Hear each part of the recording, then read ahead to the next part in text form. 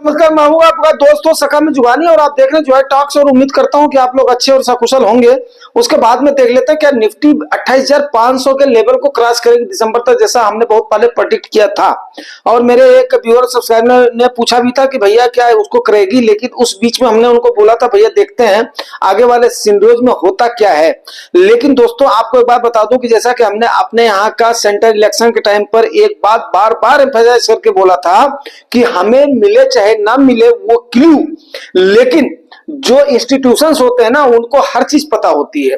अब मार्केट में आपको एक बात बताऊं कि मार्केट उस चीज का इंतजार कर रही थी कि ग्लोबल सिंड्रो को छोड़ दो, अमेरिका को छोड़ दो, उसके बाद में रशिया को छोड़ दो, इजराइल ईरान को छोड़ दो और क्रूड ऑयल वगैरह को छोड़ दो, सोने को भी छोड़ दो। लेकिन मार्केट क्या करती है कि हमारे यहाँ के क्लू को ही देखने की कोशिश करती है। दूसरी एक बात बताऊं कि सबसे ज्यादा क्या होती है, जो हमारा लीडर होता है, जो हमारा मुखिया होता है, और मैंने अभी 2 दिन पहले एक चीज को डाला था कि यस हमारे मुखिया के ऊपर लोगों की निगाहें थी, और वो वीडियो मैंने पहले बना करके उसके बाद में लेटर पब्लिश किया, इसलिए कि ताकि आप लोगों को चीज लग जाए कि यस हमारे दिमाग में, हमारे थॉट में जो चीजें चलती हैं आने वाले समय पर वो चीजें घटित होती हैं। तो वहां पर हमने 2 चीजें आपको बताई थी कि या तो वहां पर पीएम साहब का कद आंका जाएगा, आंका इसलिए जाएगा क्योंकि सेंटर के इलेक्शन में आपको पता ही है कि उनका कद थोड़ा सा छोटा लोगों ने दिखाने की कोशिश किया है। जनता ने भी उस पर मैंडेट उस हिसाब से नहीं दिया है जिस हिसाब से उनको टर्म 1 एंड टर्म 2 में दिया था। लेकिन ठीक है, टर्म 3 में उनकी पोजीशन तो डाउन हुई थी। अब वो कहीं ना कहीं उसके बाद में कुछ स्टेट्स के इलेक्शन हारने के बाद में, जैसे क्या हुआ कि जेएंडके में दूसरी गवर्नमेंट बन गई, उसके बाद में झारखंड में दूसरी गवर्नमेंट बन गई, तो वहां पर महाराष्ट्र के इलेक्शन के ऊपर कहीं ना कहीं नाक का सवाल था बीजेपी के और प्रधानमंत्री नरेंद्र मोदी के ऊपर। और उसके बाद में उन्होंने अपनी नाक को बचाते हुए प्लस उसके बाद में अपनी ताकत को जाहिर करते हुए जो उन्होंने उन चीज को दिखाया है वो मेरे ख्याल से काबिले तारीफ है। काबिले तारीफ इसलिए मैंने आपको और भी एक आध बार बोला था कि यार बीजेपी कभी भी ना किसी भी इलेक्शन को, चाहे मेयर का इलेक्शन हो, बड़े संजीदगी के साथ लड़ती है। आपको मेरे ख्याल से जो मेरे परमानेंट व्यूअर्स और सब्सक्राइबर्स हैं उनको इन बातों का पता होगा और अच्छे से पता होगा। अब रही बात कि महाराष्ट्र के इलेक्शन के बाद में क्या फर्क पड़ेगा, अब बात कर लेते हैं। यहाँ पर कोई पॉलिटिकल तो है नहीं, ये चैनल है नहीं, ये चैनल है फाइनेंशियल चैनल है, ये चैनल आपका एजुकेशनल चैनल है। तो हम यहाँ पर एजुकेशन और फाइनेंस से रिलेटेड बात करते हैं।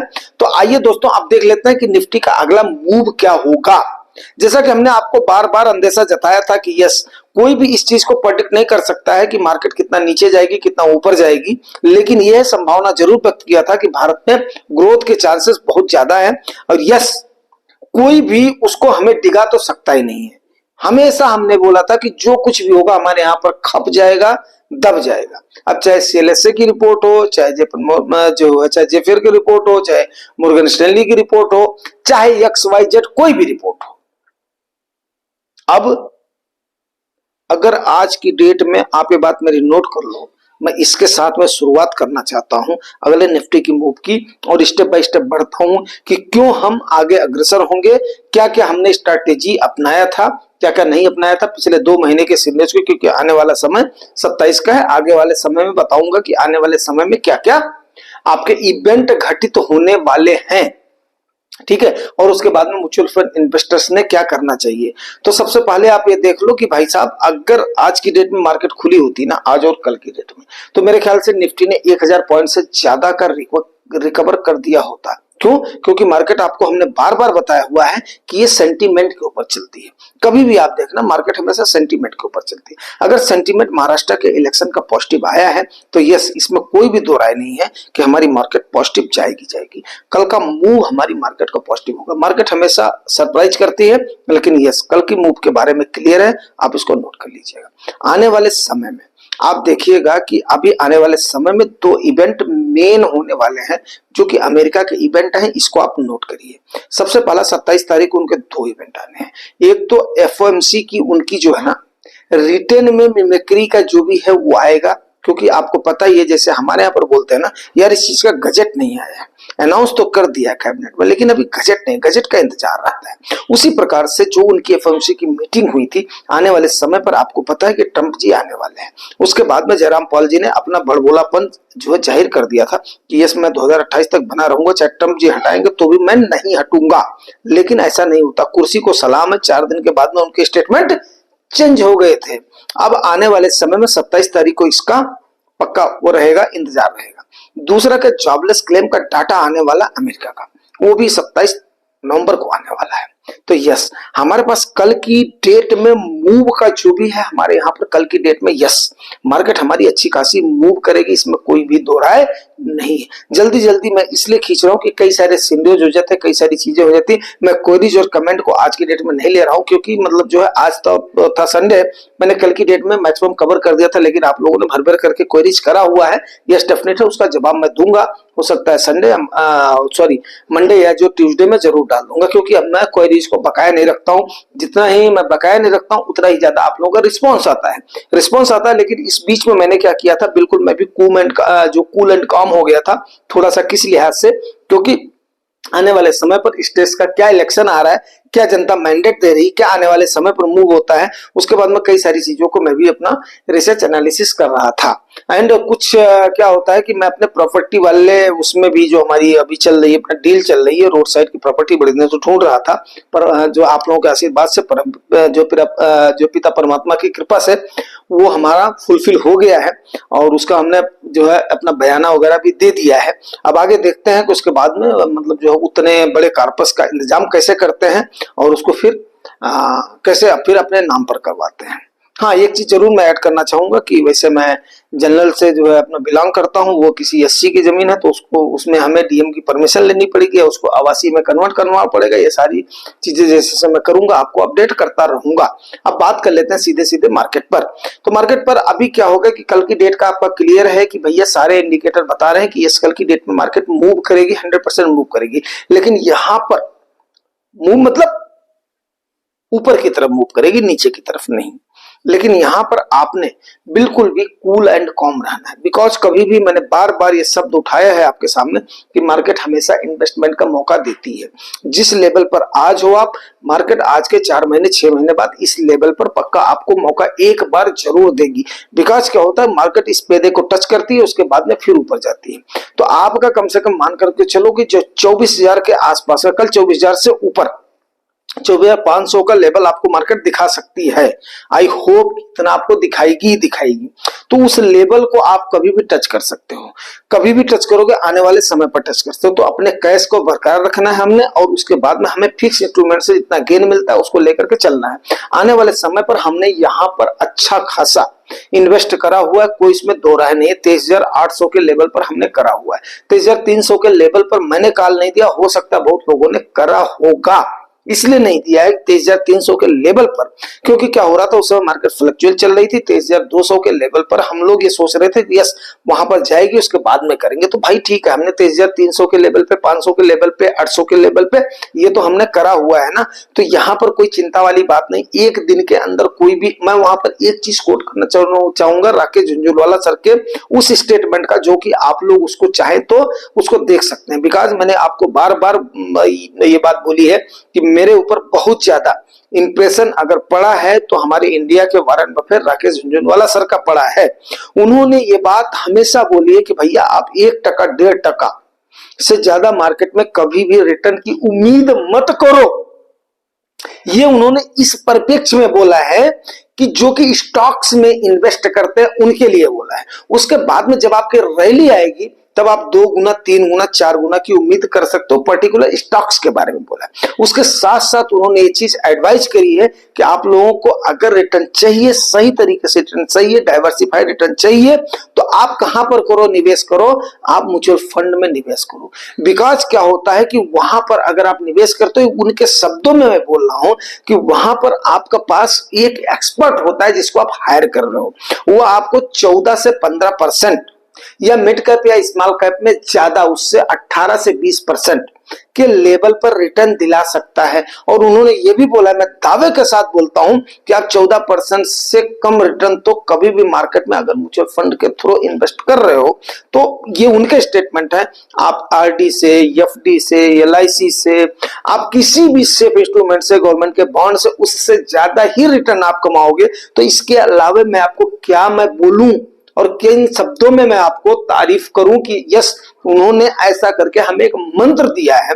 और वो मंत्र मैं हमेशा बोलता हूं कि मैं उनका फॉलोअर हूं।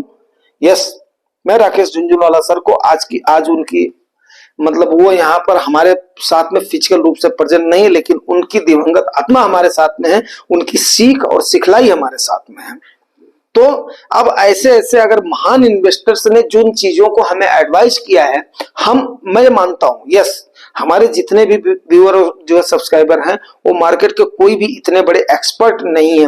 मैं अपने आप को बोलता हूं भाई, मैं मार्केट का इतना बड़ा मतलब जो ज्ञाता नहीं हूं, मुझे कोई भी जानकारी नहीं है। मैं खुद म्यूचुअल फंड में निवेश करता हूं और म्यूचुअल फंड की बात करता हूं। सीधी और सिंपल सी बात है इन्वेस्टमेंट की। और डिफरेंट जो एसेट्स हैं, मैं डिफरेंट एसेट में जाता हूं, लेकिन मैं पर्टिकुलर स्टॉक में कभी भी इन्वेस्ट नहीं करता हूं।